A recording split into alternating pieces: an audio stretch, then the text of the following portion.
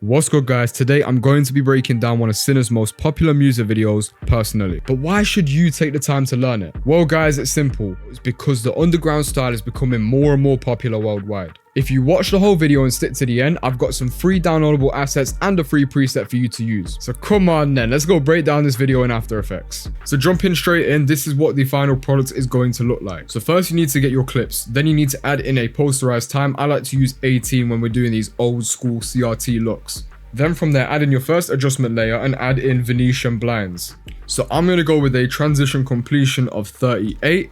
Then I'm going to change the width to 7 and then put the feather to like something like 3. I don't know. That's fine by me just by looking at that. So you're going to make another adjustment layer and add in levels, yeah? So in the original music video, there's a lot of contrast and a lot of brightness in the highlighted areas, right? So this is where we're at right now. You can copy my settings if you'd like.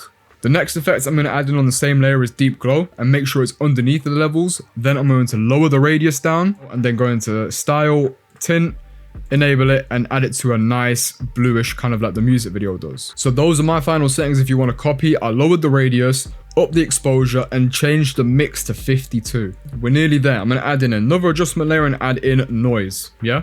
Then maybe set it to something like, I don't know, 20, 25-ish. Now this next step is completely optional. I'm going to be using uni.vhs. If you don't have Red Giant Universe, it really isn't an issue. Just work with what you got and I'm sure you can create something sick still. But I'm going to drag this 2 layers below so our levels and our noise layer are above this uni VHS, and you'll see why in a second. Because already that looks pretty sick, but I'm going to choose a new preset. So for the uni VHS, these are my final settings. I use vertical slip and you can copy all of these if you'd like. And that's effect number 1 done, the CRT overlay.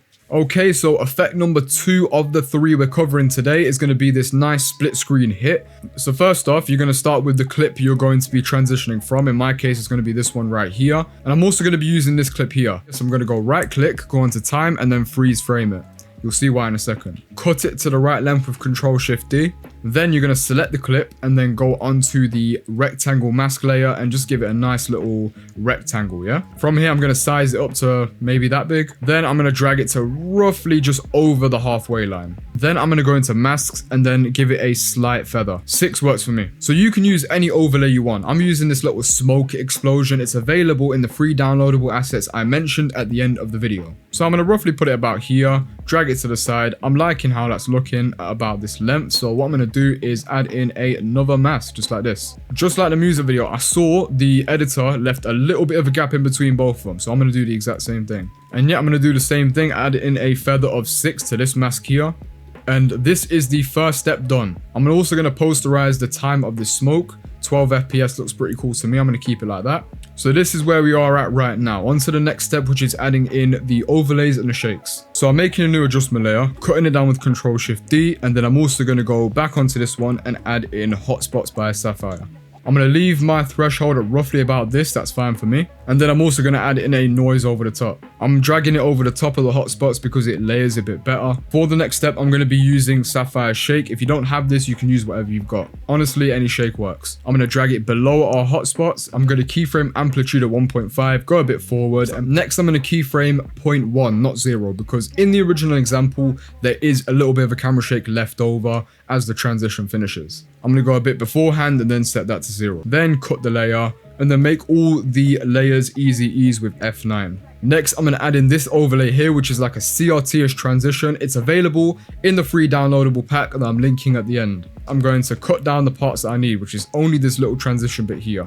Then I'm going to set the blending mode to add, then also add in a deep glow over the top of it. Then I'm going to drag it roughly to here where it starts. I'm going to let it play out a second, just like this. Then I'm going to cut it there, duplicate this, and then shorten it to 1 frame because we're going to create like a little flicker effect. Bring it 1 frame in front, duplicate it again with Ctrl-D and bring it 1 frame in front. I've also upped the shake peak to like 3.37. It doesn't really matter. Next step, I'm going to make both of these layers 3D and with motion blur. You'll see why. I'm going to add in right click. I'm going to add in a new camera, yeah? I'm going to use the 50mm preset. Use whatever you like. I'm going to cut it down and then go into this camera layer, transform, then go into point of interest and position, go a bit forward, and then use the dolly tool to just zoom into the middle a bit.